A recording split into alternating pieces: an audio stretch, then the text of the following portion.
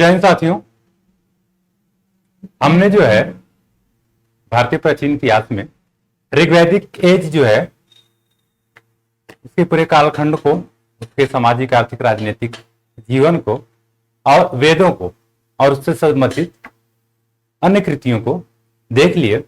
अब उत्तर वैदिक एज को हम देखते हैं जो ऋग्वैदिक एज के बाद शुरू होता, और इसका कार्यकाल जो है 1000 बीसी से लेके कितना 600 बीसी। और आप लोगों ने देखा भी होगा कि इसी के आसपास जो है हमने पढ़ाया था ताम्रपाषाण सड़क का जो लौह युग था, इसी के आसपास जो है लोहे का आविष्कार भी हो गया था। तो उत्तर वैदिक संस्कृति, चूंकि ऋग्वैदिक अब आर्य जो थे धीरे धीरे जो है विस्तारित होना शुरू हो गए थे, दूसरे क्षेत्रों में बसना जो है चालू कर दिए थे।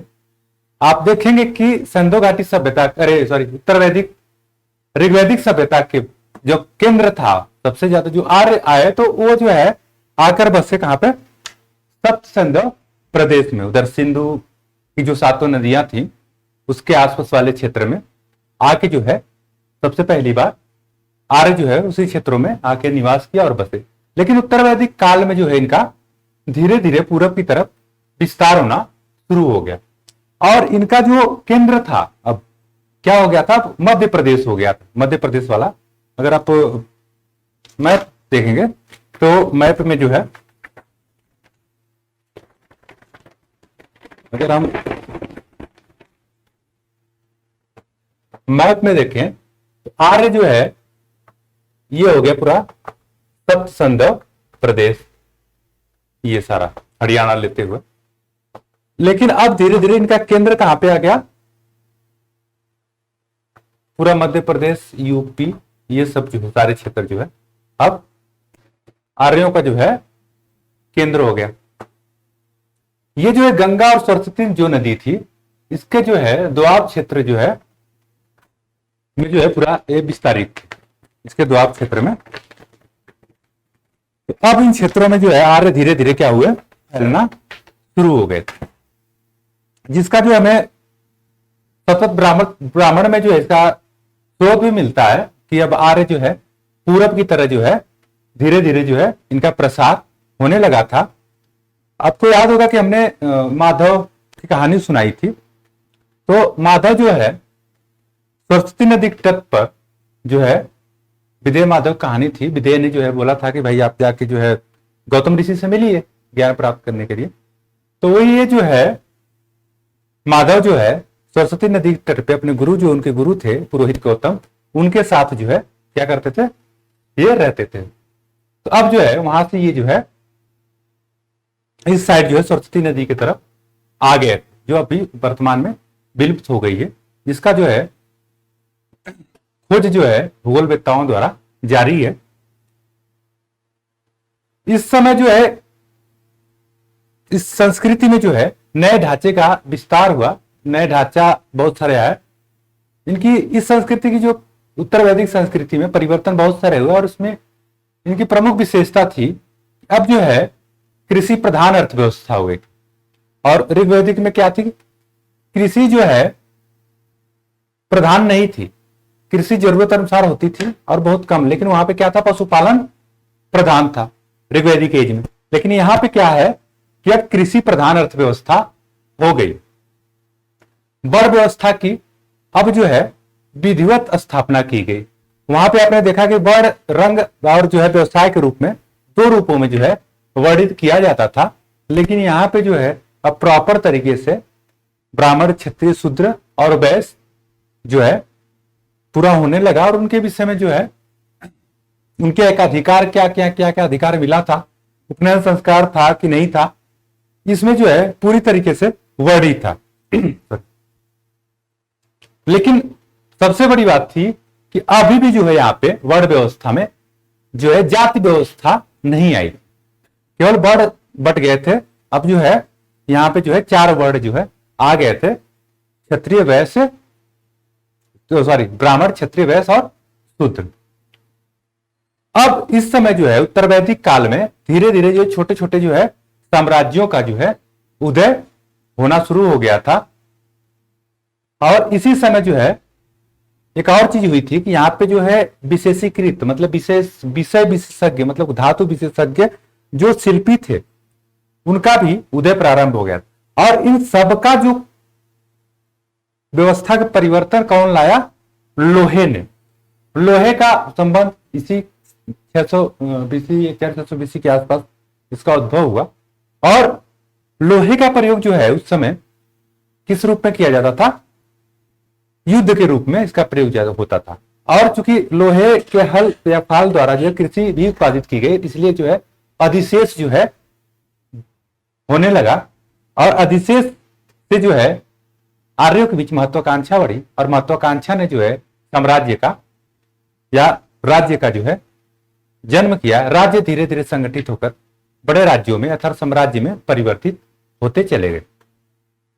इसीलिए जो है लोहे को जो है गार्डन चाइल्ड ने कहा है कि यह जनतांत्रिक धातु के रूप में जो है लोहे को वर्णित किया गया। अगर क्वेश्चन आए कि जनतांत्रिक धातु क्या है तो आप कहेंगे कि लोहा है। लोहा को जो है गार्डन चाइल्ड ने ऐसा बोला है। अब हम जो है ये तो हो गई सिंपल सी उसकी विशेषता। अब हम आते हैं देख लेते हैं कि उत्तर वैदिक संस्कृति का जनजीवन कैसा था। तो इस समय जो है जो सबसे पहले हम देखते हैं राजनीतिक जीवन। तो राजनीतिक जीवन में इस समय जो है बहुत ही महत्वपूर्ण परिवर्तन हुआ था उत्तर वैदिक काल में। इसमें जो है वो छोटे छोटे जो जन थे ऋग्वेद काल में, छोटे छोटे जन ये जो समुदाय थे वो मिलकर जो है किसमें परिवर्तित हो गए? जनपद में। वो सभी जो है छोटे छोटे जन, ये छोटे छोटे जो है जन जो है बाद में इकट्ठा होके क्या हो गए? जनपद। जनपद में परिवर्तित हो गए ये छोटे छोटे जन। और इसी समय जो है राष्ट्र शब्द का प्रयोग पहली बार किया गया। तो उत्तर वैदिक काल में अगर राष्ट्र शब्द का प्रयोग जो आधुनिकता में भी देखा जाए तो सबसे पहली बार जो है उत्तर वैदिक एज में किया गया। और ये जो छोटे छोटे जन थे जब ये मिलकर जनपद बने तो इसका साक्ष्य इसका एग्जाम्पल हमको देखने को मिलता है पूर्व और जो भरत कबीला था, जो अभी हमने जो है आपको 10 राज्य युद्ध बताया था। तो भरत कबीला और पुरु कबीला मिलके क्या बन गए? दोनों समाहित होकर कुरु बन गए।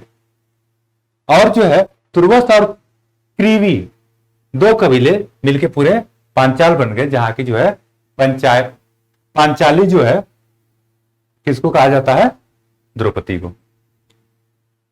तो कुरु और पंचाल दो कबीले बन गए मिक्स होके। इस समय जो है सबसे हम ऋग्वैदिक एज में जो है सभा और समिति को देखते थे कि जो राजा को नियंत्रित करती थी, राजा के कार्यों को, ताकि वो निरंकुश ना हो सके। और इसमें जो है महिलाएं भी भाग लेती थी। लेकिन जो है यहाँ पे आके राजनीतिक जीवन में उत्तर वैदिक काल में सभा और समिति को जो है पूर्णतः खत्म कर दिया गया था, अर्थात इनका रोल समाप्त कर दिया गया था।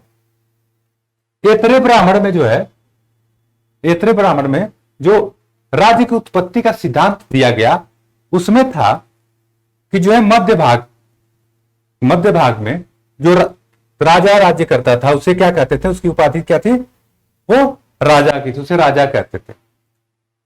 अब मध्य से जब हम पूरब की तरफ बढ़ते हैं तो वहां के राजा को क्या कहते थे? सम्राट कहते थे।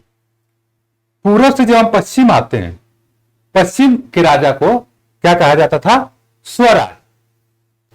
इसी तरह जो है जब हम उत्तर की तरफ बढ़ते हैं तो उत्तर वाले क्षेत्र में राजा को जो है विराट कहा जाता था, और दक्षिणी क्षेत्र में राजा को जो है क्या कहा जाता था? भोज कहा जाता। तो पूरब में सम्राट, पश्चिम में स्वराज, उत्तर में विराट, विराट कोहली नहीं, ठीक है, और दक्षिण में भोज, मध्य में राजा। अब इन सभी में जो है जो सर्वोच्च शासक था सभी का, इन पांचों का जो सर्वोच्च शासक था उसे कहते थे हम एक राट। सभी का जो सर्वोच्च शासक था उसे जो है क्या कहते थे? एक राट कहते थे। और जो है इसे विजेता कहते थे। ये सर्वोच्च शासक होता था। और ये जो है महापदम नंद, ठीक है, महापदम महापद्मनंद या महापद्मनंद की उपाधि भी एक किराट धारण करता था। उस समय जो है उत्तरवैदिक काल में जो है कई राज्यों का जो है उल्लेख हमको देखने को मिल जाता है, जो है जैसे राज्य था भोज। भोज राज्य के शासक को जो है क्या कहा जाता था? राजा। अब इसके आधार पे आप क्या बोलेंगे कि ये किधर का शासक था? ये मध्य भाग का शासक था। महाराज्य राज्य में जो है क्या कहा जाता है? सम्राट। इसका मतलब कि ये जो है पूर्वी क्षेत्र का जो है शासक था। और एक राज्य है वैराज्य मिलता है जहां जो है कोई राजा नहीं था, राजा की कोई व्यवस्था नहीं थी, यहाँ पे गणतंत्रात्मक या गणराज्य जो है व्यवस्था थी। यहाँ जो है शासन जो है गणराज्य के रूप में होता था, मतलब निर्वाचन द्वारा होता था। ठीक है। अथर्ववेद में हमने पीछे बताया भी था, जब हम अथर्ववेद कर रहे थे तो उसमें जो है कहा गया, उसमें सबसे पहली बार परीक्षित का, राजा परीक्षित का उल्लेख किया गया था। और इसमें जो है राजा परीक्षित को क्या कहा गया था? मृत्यु लोक का देवता। उसके अलावा जो है उपनिषद आते हैं। उपनिषदों में जो है उत्तरवैदिक काल के कई राजाओं का जो है वर्णन हमको देखने को मिल जाता है। इसमें जो है कैकेय के राजा अश्वपति। कैकेय के राजा कौन थे? अश्वपति थे। और ये क्या थे? दार्शनिक राजा थे। काशी सबसे इंपॉर्टेंट जो है अजात शत्रु थे। काशी के राजा अजात शत्रु थे।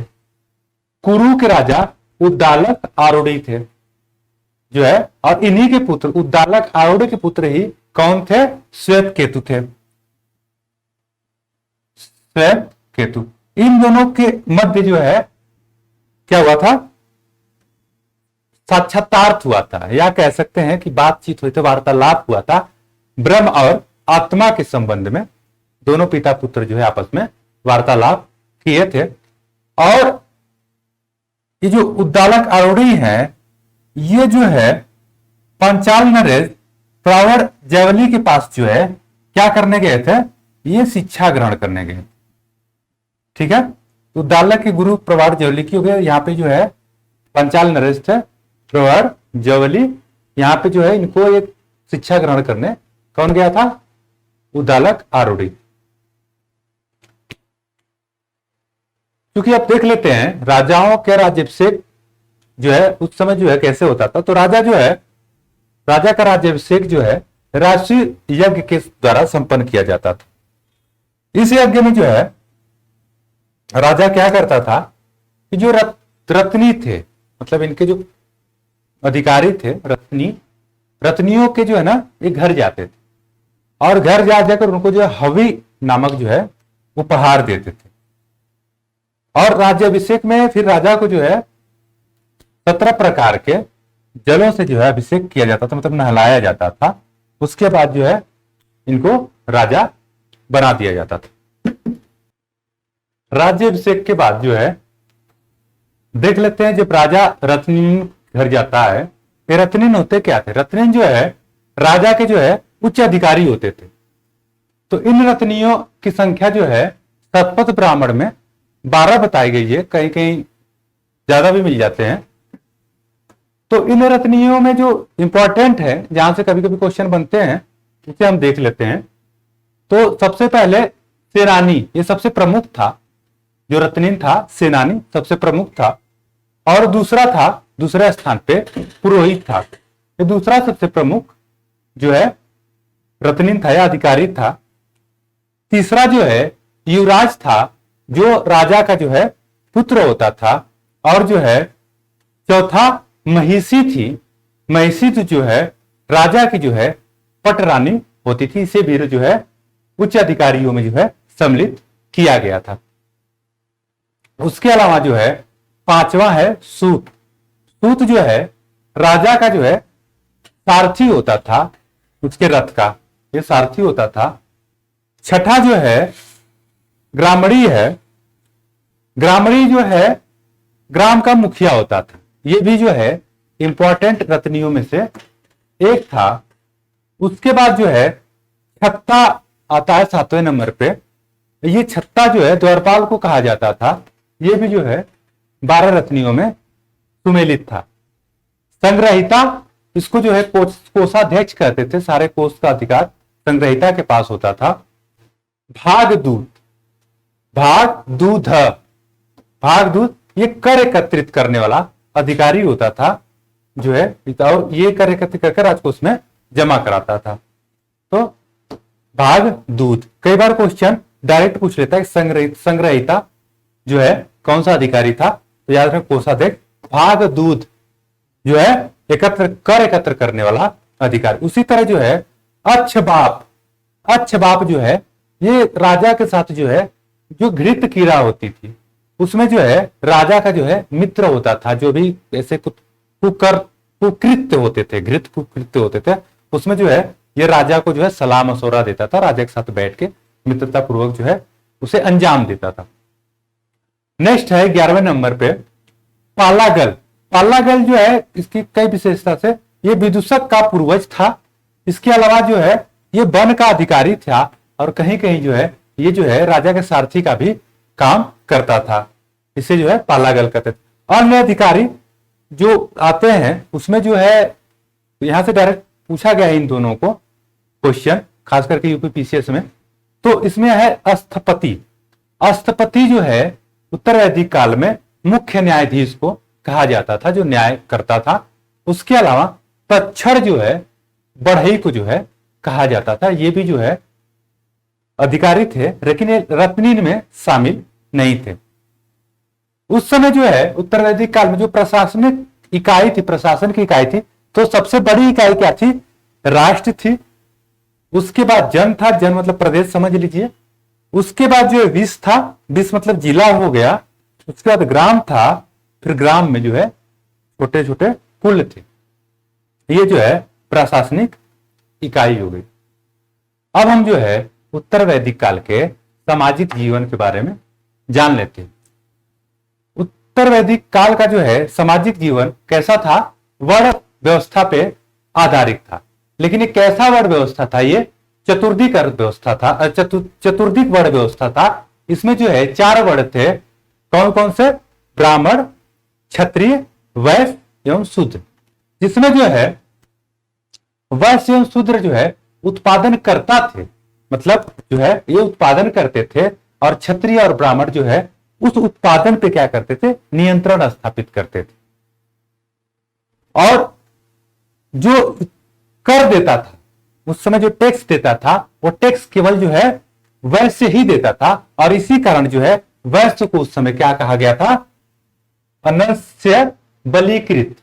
क्या कहा गया था? अनस्य बलीकृत। शूद्र जो होता था, शूद्र जो है तीनों वर्णों का क्या होता था? सेवक होता था। इसकी स्थिति बड़ी ही उस समय दयनीय स्थिति थी। इसका जो है ये उपनयन संस्कार से वंचित था। उसके अलावा भी जो है ये अन्य जातियों में, तीनों में, जाति तो व्यवस्था नहीं थी, मतलब तीनों वर्णों में सबसे जो है निम्न था। अब जो है देख लेते हैं कि इसमें जो है जो अपर 2 वर्ण थे, क्षत्रिय और ब्राह्मण, इनकी स्थिति जो है क्या थी? तो उत्तर वैदिक काल में आते आते जो ब्राह्मण ने क्या किया कि क्षत्रिय को जो है राजा बना दिया। तो राजा बना दिया क्षत्रियों को, तो सारे का अधिकार किसके हाथ में चला गया? राजा के हाथ में चला गया। इसलिए उत्तर वैदिक काल में जो है क्षत्रियों की स्थिति जो है ब्राह्मणों की अपेक्षा बहुत ही अच्छी थी, सर्वश्रेष्ठ या उत्तम थी। अब जो है इनके बीच इसी बात को लेके जो है संघर्ष शुरू हो गया। वो संघर्ष किस लिए हुआ कि जो है जो अधिशेष है, कृषि उत्पादन हुआ, कृषि उत्पादन में जो अधिशेष बचा, अधिशेष पर नियंत्रण किसका होगा, उस विषय को लेके जो है इनमें मतभेद हो गया।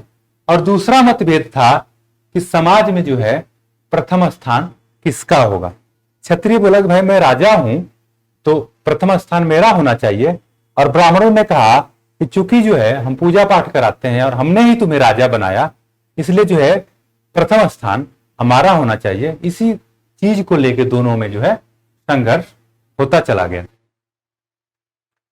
लेकिन इस समय भी जो है जाति का जो है जो है उल्लेख नहीं हुआ था, अभी भी ये जो है वर्ण जो है इसी व्यवस्था पे आधारित था। अब आइए हम देख लेते हैं कि जो है उस समय जो है स्त्रियों की क्या दशा थी। ऋग्वैदिक काल में हमने देखा कि स्त्रियां जो है, जो उनकी दशा थी, अपने सर्वोत्तम स्थिति में थी। उनको जो है शिक्षा का अधिकार था। बहुत सारी विदुषी स्त्रियां पैदा हुई। उनको जो है युद्ध में जाने का अधिकार था, सभा समिति का अधिकार था, सभा में जाने का अधिकार था। उसके अलावा जो है उनको जो है आर्थिक क्रियाओं में भाग लेने का अधिकार था। और लेकिन यहां पे जो है जब उत्तर वैदिक काल में हम आते हैं तो स्त्रियों की दशा में जो है आमूलचूल परिवर्तन शुरू हो जाता है। और यही वो स्थिति है कि यही से जो है स्त्रियों की दशा जो है दिन प्रतिदिन गिरती चली जाती है, जो आधुनिकता में आके भी उसी स्थिति में जो है हमको देखने को मिलती है, जिनको जो है उठाने के लिए बहुत सारे प्रयास आज भी जो है जारी हो रहे हैं और जो है किए जा रहे हैं, चाहे सरकार द्वारा या व्यक्तिगत स्तर। तो उस समय जो है इनके दशा में क्या हो गया, गिरावट आई। ऐतरेय ब्राह्मण में कहा गया कि पुत्रियां जो है मतलब जो पुत्रियां होती हैं वो जो है सभी दुखों का कारण होती है। अब सोचिए कि उत्तर वैदिक काल में आज से जो है 1000 बीसी से 6000 बीसी में तब पुत्रियों को जो है माना जाता था कि ये जो है सभी दुखों का कारण है। और आज भी जो है कई समाजों में इस जो है जब किसी के घर बच्ची पैदा हो जाती है तो उनका जो है चेहरा गिर जाता है, उनको जो है वो खुशी नहीं रहती जो पुत्र प्राप्ति में रहती है। तो आज भी जो है स्त्रियों की दशा वैसी ही है, उनको जो है आज भी जो है बच्चियों को दुखों का कारण माना जाता है।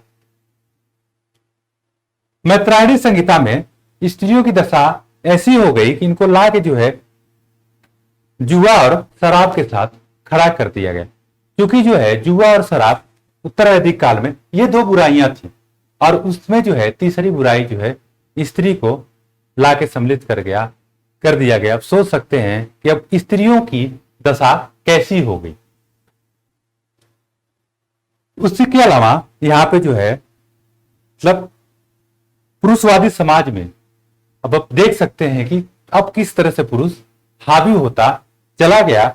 बृहदारण्यक उपनिषद में हमने बताया था कि याज्ञवल्क्य और गार्गी का जो है क्या था, शास्त्रार्थ है, संवाद जो है हमको देखने को मिलता है। तो क्या हुआ कि जब भाई साहब जो है याज्ञवल्क्य जो है और गार्गी से संवाद कर रहे थे, शास्त्रार्थ कर रहे थे, तो भाई साहब जो है क्या हुआ, ये हारने लगे। तो जब पुरुष जो है किसी स्त्री से हारने लगता है तो यह हार बर्दाश्त तो होती नहीं है, चिड़चिड़ापन आ जाता है। तो इस शास्त्रार्थ में धीरे धीरे जो है वाद विवाद बढ़ने लगा। जब वाद विवाद बढ़ने लगा तो याज्ञवल्क्य को जो है अब गुस्सा आने लगा कि मैं एक स्त्री से जो है अपने इस वाद विवाद में मैं हार रहा हूं। तो उसने जो है याज्ञवल्क्य ने गार्गी को कहा कि जो है मुझसे तुम ज्यादा बहस ना करो, अगर जो है अन्यथा तुम्हारा मैं क्या करूंगा, सर जो है मार के फोड़ दूंगा, या सर मार के तुम्हारा फोड़ दिया जाएगा। इससे भी लगा सकते हैं उस समय जो है स्त्रियां जो है अब धीरे धीरे पुरुष समाज की जो है अधीन हो गई थी और जो है उन्हें जो है अगर लगता था कि ये जो है अब हम इनसे हार रहे हैं तो उनको जो है ये किसी भी तरह जो है दबाने की कोशिश करने लगे थे। उस समय जो है स्त्रियों की दशा में एक और परिवर्तन किया गया, उनकी शिक्षा पर रोक लगा दी गई और इनका उपनयन संस्कार जो है बंद कर दिया गया। उपनयन संस्कार बंद होते ही शिक्षा इनकी क्या हुई, समाप्त हो गई। और चूंकि सभा समिति को हमने राजनीतिक स्थिति में देखा था, उनको जो है भंग कर दिया गया था, तो इनको जो है फिर सभा समिति में भाग लेने का अधिकार तो था ही नहीं इस समय उत्तर वैदिक काल में आके जो है।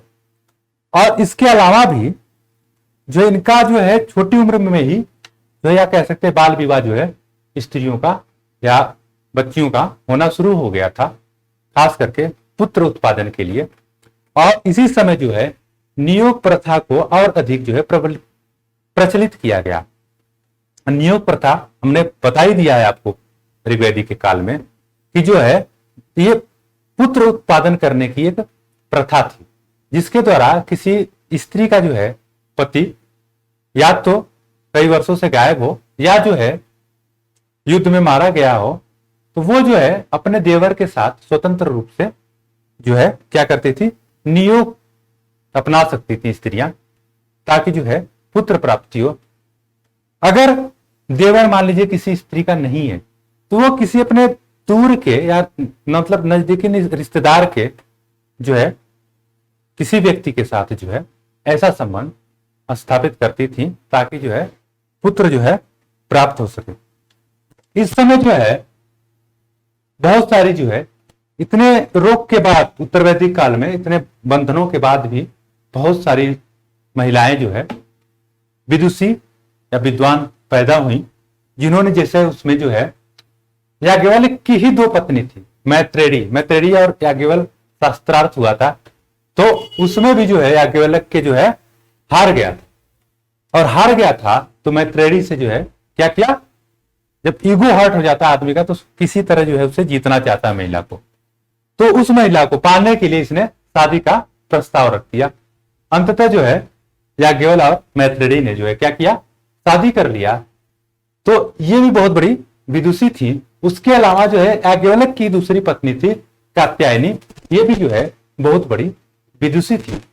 इसके अलावा जो है गार्गी, जो भी गार्गी और याज्ञवल्क्य संवाद तुमने दिखाया, गार्गी थी, सुबला थी और देववती आदि बहुत सारी ऐसी स्त्रियां जो है उस समय भी उत्तर वैदिक काल में इतने बाउंडेशन के बाद भी जो है हमको देखने को मिल जाती। इस समय जो है गोत्र व्यवस्था प्रचलित थी। गोत्र व्यवस्था में विवाह जो था, विवाह जो है एक मतलब समान गोत्र के लोगों का एक साथ विवाह नहीं होता था, अलग अलग गोत्र का जो विवाह होता था। आज भी जो है ऐसी व्यवस्था हमको देखने को मिल जाती। और उत्तर वैदिक काल में एक नया व्यवहार निकल के आया, और था क्या, आश्रम व्यवस्था। आश्रम व्यवस्था जो है निकल के आया। इसका जो आश्रम का जो है, आश्रम व्यवस्था में आश्रम का जो अर्थ होता है, श्रम करने के बाद विश्राम करना, मतलब श्रम आपने कर लिया अपने जीवन में, तो अब जो है आपको विश्राम की आवश्यकता होती थी। तो उसके लिए जो है 4 आश्रम की या 4 आश्रम व्यवस्था की व्यवस्था की गई, जिनमें जो है उत्तर वैदिक काल में 3 ही जो है उनके ग्रंथों में मिलता है। जो चौथा, वो भी 3 जो है कौन कौन से, आपको ब्रह्मचर्य आश्रम, गृहस्थ आश्रम और जो है वानप्रस्थ आश्रम, 3 जो है हमको देखने को मिल जाते हैं। चौथा आश्रम जो संन्यास आश्रम था, वो जो है हमको वर्णन कम उल्लेख मिलता है, या कह सकते हैं जो है कम महत्वपूर्ण है, लेकिन हम उस पर भी चर्चा कर लेंगे। सबसे पहले हम देख लेते हैं क्या, ब्रह्मचर्य आश्रम। ब्रह्मचर्य आश्रम जो है ये कितने वर्ष में इसको धारण किया जाता था, 25 वर्ष के आसपास ब्रह्मचर्य आश्रम जो है धारण किया जाता था। 25, इसमें उसका उद्देश्य था कि अब जो है ब्रह्मचर्य का पालन करते हुए क्या करना था, हमको ज्ञान प्राप्त करना था, शिक्षा प्राप्त करना था।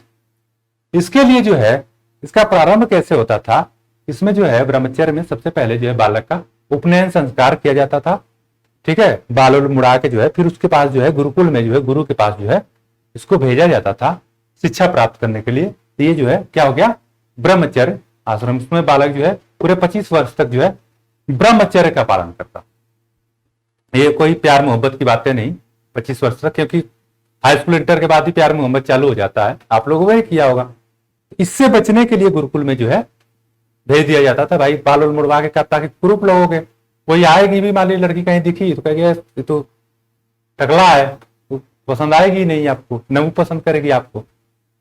तो उस समय जो है पूरे तरीके से ब्रह्मचर्य का पालन किया जाता था, क्योंकि ब्रह्मचर्य में क्या कहते हैं, सर्वोच्च शक्ति है जो है, जिसको स्वामी विवेकानंद ने बखूबी जो है बताया हुआ है।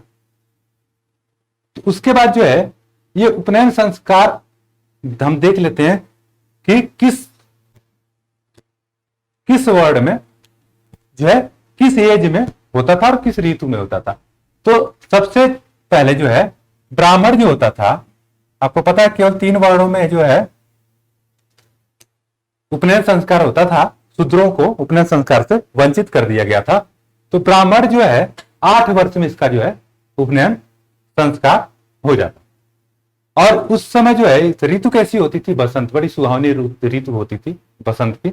उस समय ब्राह्मण का जो है उपनयन संस्कार होता था। देखिए यहाँ भी ब्राह्मण जो है खेल खेल गया, अपना जो है उपनयन संस्कार कराएगा बसंत ऋतु में, न ज्यादा गर्मी और ना ही ज्यादा ठंडी।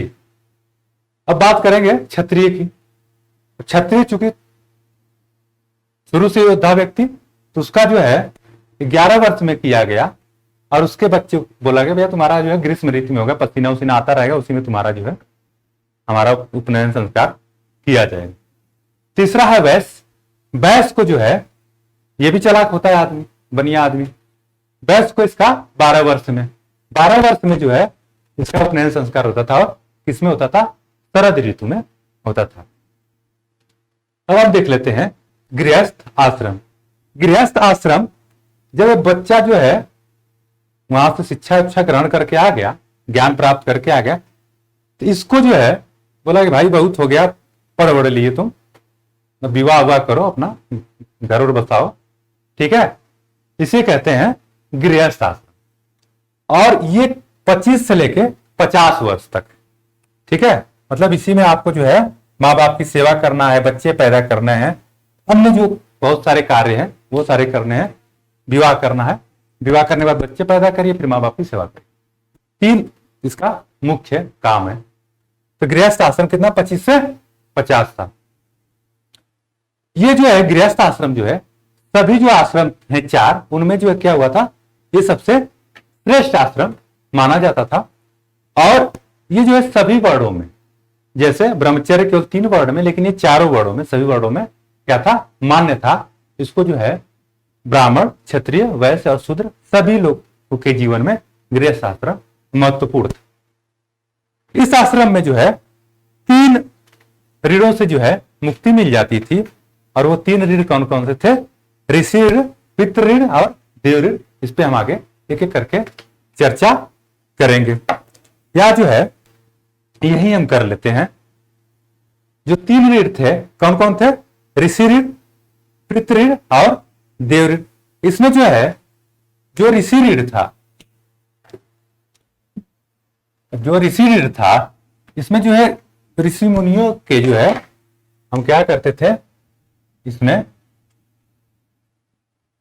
ऋषि ऋण में जो है हम वैदिक ग्रंथों का जो है, जो हमने ज्ञान प्राप्त करके आए हैं यहां से, ठीक है, उन ग्रंथों का जो हम क्या करते थे, अपना अध्ययन करते थे, वैदिक ग्रंथों का अध्ययन करते थे। तो इससे जो है ये ऋषि ऋण जो है क्या होता था, हमारा समाप्त हो जाता था। उसके बाद पितृ ऋण आता था। पितृ ऋण में क्या है कि भाई जो है जैसे पिता ने हमको पैदा किया, हमने एक और बेटा पैदा कर दिया, बेटा पुत्र ही उस समय माना जाता था। अगर हम पुत्र पैदा कर दिए, शादी किए और शादी करने के बाद क्या किए, पुत्र पैदा कर दिए, तो हम जो है पितृ ऋण से जो है मुक्ति पा गए। उसके बाद जो तीसरा था ऋण, देव ऋण। अब देव ऋण में क्या होता था कि हम जो है पूजा पाठ या यज्ञ जो है करवाते थे, इसके द्वारा जो है हम जो है देव ऋणों से जो है मुक्ति पा लेते थे। तो ये हो गया हमारा तीनों ऋण, ऋषि ऋण, पितृ ऋण और देव ऋण। उसके बाद जो है इसमें जो है 5 महायज्ञों का जो है, कौन कौन सा? 5 महायज्ञ है। 5 महायज्ञ का जो है उल्लेख मिलता है किसमें? गृहस्थ आश्रम में। अब ये जो है इसमें वही है, ब्रह्म यज्ञ या ऋषि यज्ञ, पहला ब्रह्म यज्ञ या ऋषि यज्ञ कह सकते हैं इसको। इसमें जो है वही, इसमें भी करना था कि वेदों का हमें, जो हमें ज्ञान प्राप्त हुआ है, वेदों का हमें अध्ययन करना है और उन ऋषियों के प्रति जो हमको ज्ञान दिए हुए या वेद पढ़ाना सिखाया है, उनके प्रति हमको अपनी कृतज्ञता जो है दिखानी है, या ज्ञापित करनी है कि आपके द्वारा जो हमको ज्ञान प्राप्त हुआ। तो ये जो हमारा क्या हो गया, ब्रह्म यज्ञ या ऋषि यज्ञ, ये हमारा समाप्त हो गया। उसके बाद जो है पंच महायज्ञ में दूसरा आता है देव यज्ञ। क्या आता है? देव यज्ञ। देव यज्ञ में साथियों वही देवताओं का पूजन होता था, उसमें वही यज्ञ विधि द्वारा देवताओं का पूजन करते थे। ये जो है ये हो गया क्या, देव यज्ञ। उसके बाद जो है तीसरा है पितृ यज्ञ। पितृ यज्ञ में जो है जो हमारे पूर्वज थे जो मर गए हैं, हमारे पितर, जो ये आज भी जो है पितर को पूजते हैं, तो मृत पितरों को, जो मृत जो है पितर थे, इनसे जो है कि हमको कोई खतरा ना हो, तो पितरों की शांति हेतु जो है हम क्या करते थे, इनका जो है पूजन करते थे। तो उसके द्वारा जो है इस पितृ यज्ञ की जो है हमको जो है समाप्ति हो जाती थी, मतलब हमको शांति मिल जाती थी। ये हो गया पितृ यज्ञ। अब चौथा क्या हो गया, भूत यज्ञ। भूत यज्ञ। अब भूत यज्ञ जो है भाई यज्ञ के माध्यम से या मंत्रों के माध्यम से भूत पिशाचों का जो है क्या करते थे, उनको हम शांत किया करते थे। भूत पिशाचों को जो है, भूत पिशाचों को किसके द्वारा, यज्ञ के द्वारा हम क्या करते थे, शांत करते थे। तो जो है भूत यज्ञ भी समाप्त हो जाता था। पांचवा था जो मनुष्य यज्ञ। मनुष्य यज्ञ में जो है क्या होता था कि अतिथियों जो हमारे घर पे आता था व्यक्ति, उसकी हम जो है सेवा सत्कार करते थे। ठीक है, तो इसको जो है आपके सेवा सत्कार को देख के इसको जो है मनुष्य यज्ञ जो है कहा गया। जब हम अतिथियों की सेवा करते हैं, हमें इस यज्ञ से हमको मुक्ति मिल जाती थी। और इसी में जो है क्या, तीन वर्ग, त्रिवर्ग, त्रिवर्ग का भी उल्लेख मिलता है। और ये त्रिवर्ग क्या क्या है, धर्म पहला, अर्थ, और तीसरा है काम। ठीक है, तीन वर्ग जो है धर्म, अर्थ मतलब धार्मिक रूप से मजबूत हो, अर्थ आर्थिक रूप से मजबूत हो, और काम काम वासना से भी मजबूत हो। तो यही जो हमारा त्रिय वर्ग, ये हमारा जो है गृहस्थ आश्रम आप जो है देख लेते हैं। अब आइए हम देखते हैं वानप्रस्थ आश्रम। तीसरा है वानप्रस्थ आश्रम।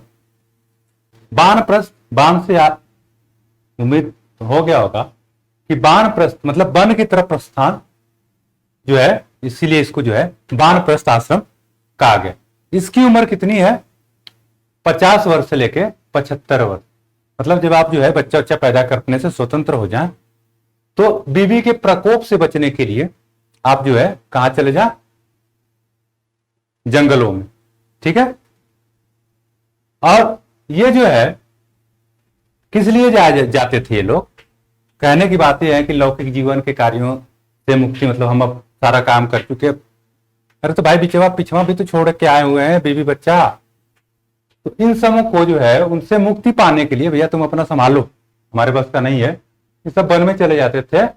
और इनका कार्य क्या था कि ध्यान मग्न रहते थे, पूजा पाठ करते थे, सन्यासियों का जीवन जीते थे।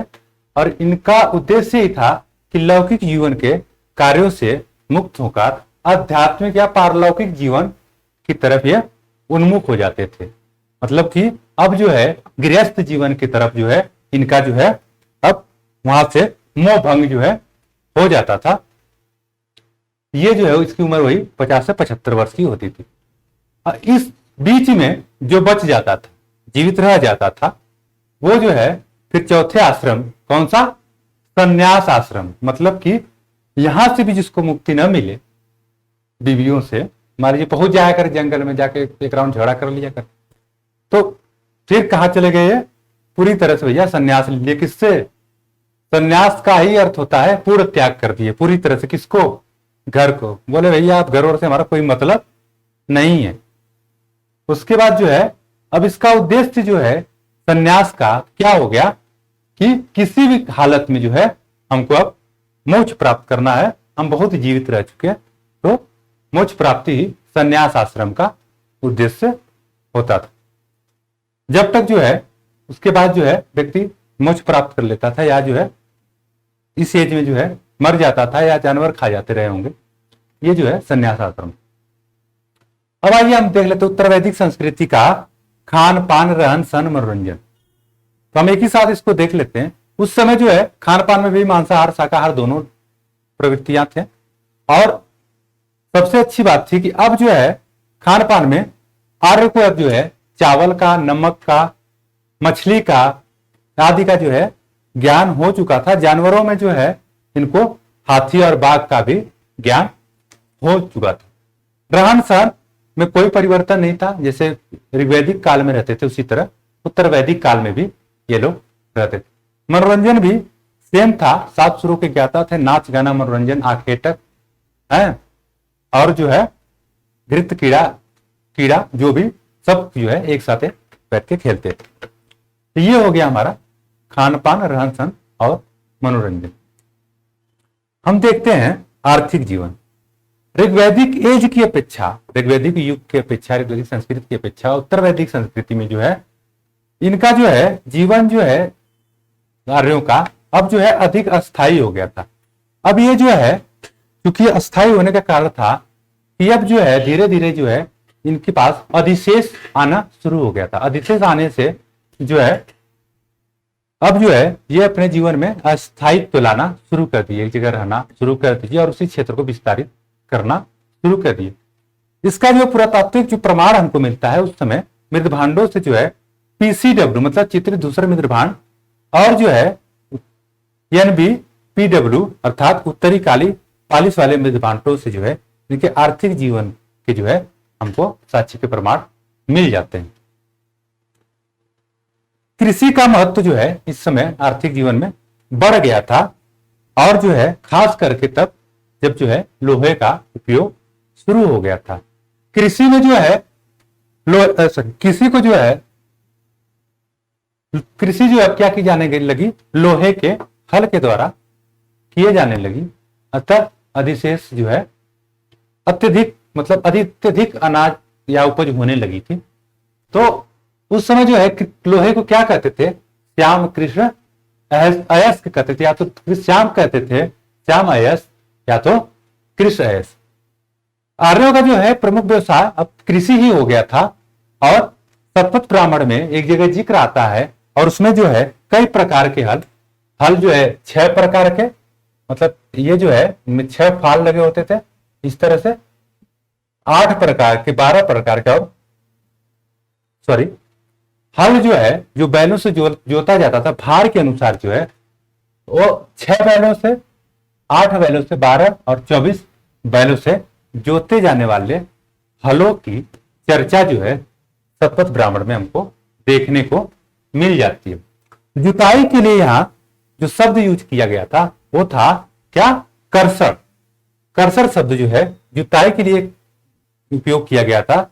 और अतरंजी खेड़ा से, जहां से लोहे का प्रथम साक्ष्य भी मिलता है, हमने आगे पढ़ा चुके हैं पाषाणिक काल में, अतरंजी खेड़ा से ही जो है जौ का, चावल का और गेहूं का साक्ष्य में उत्तर वैदिक काल में देखने को मिलता है। इसके साथ ही हस्तिनापुर में भी हमको चावल का एवं जंगली गन्ने का साक्ष्य जो है देखने को मिल जाता है। अभी तक जो है हमको जंगली गन्ने का या गन्ने का साक्ष्य देखने को नहीं मिला था। अब जो है गोबर जो था कृषि के लिए उत्पादित, जो गोबर था जानवरों से उत्पादित होता था, उसको जो है करीस कहा जाता था। ठीक है, हल जो है हल को सिर कहा जाता था, जो शब्द यूज होता सिर होता था। चावल को ब्रीही कहा जाता था। गेहूं को जो है गेहूं को क्या कहते थे, गोधूम, और धान को क्या कहते थे, सली। धान को सली कहते थे।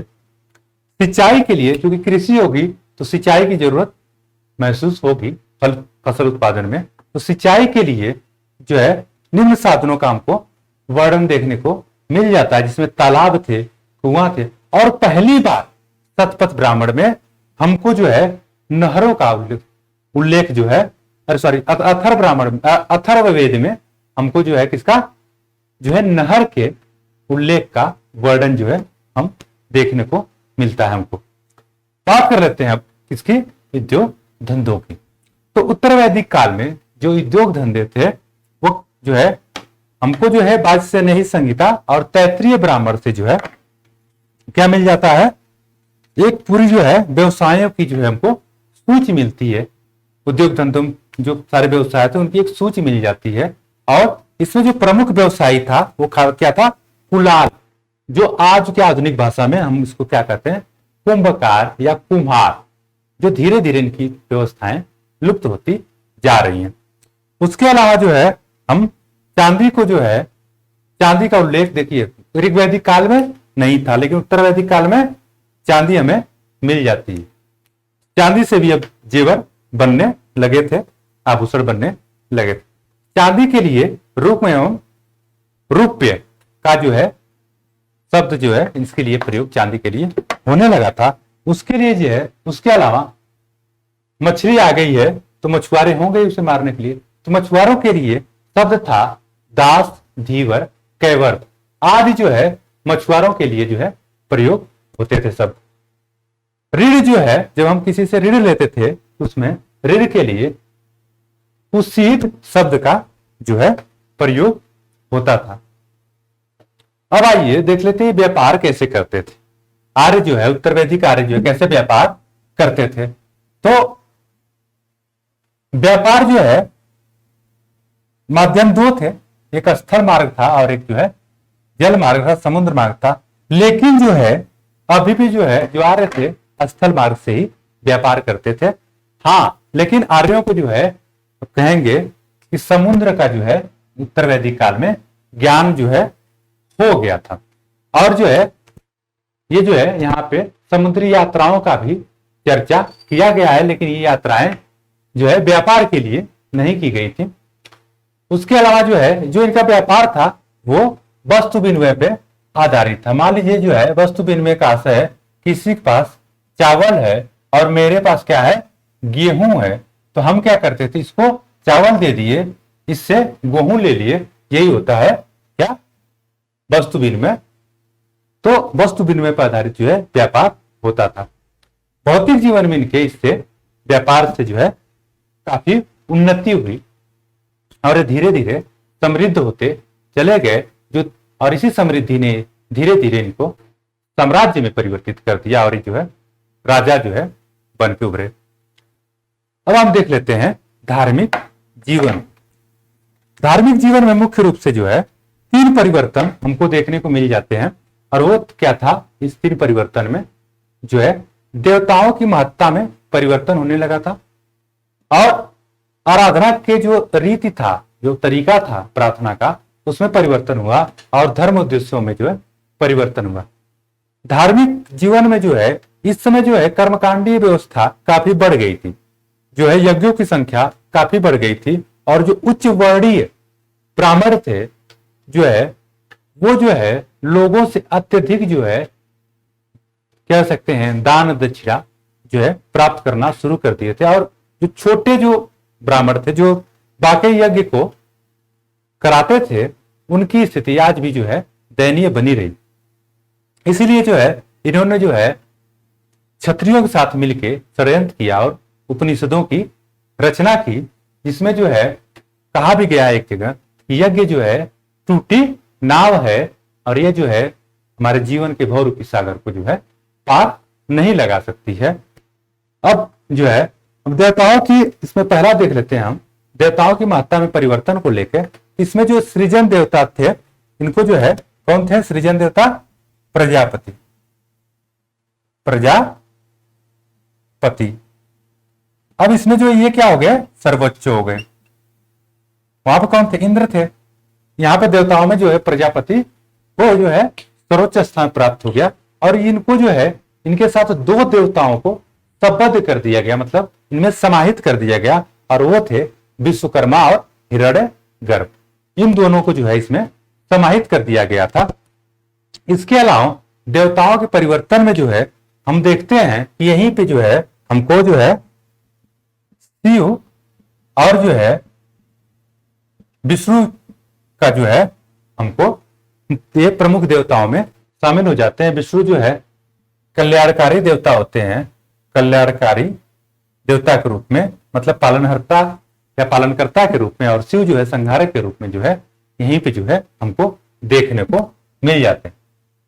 उसके अलावा हम देख लेते हैं दूसरा, आराधना या जो है पूजा पाठ में जो है क्या हुआ, क्या परिवर्तन हुआ। तो अब यहां पे जो यज्ञ था, यज्ञ ये जो है खूब होने लगा, मतलब इसकी संख्या जो है बढ़ गई थी यज्ञ कराने की, और ये जो है सबसे महत्वपूर्ण माना गया, महत्वपूर्ण जो है कर्म का, मतलब इसके बिना जो है किसी व्यक्ति का जीवन सफल नहीं हो सकता, यज्ञ तो कराना ही पड़ेगा।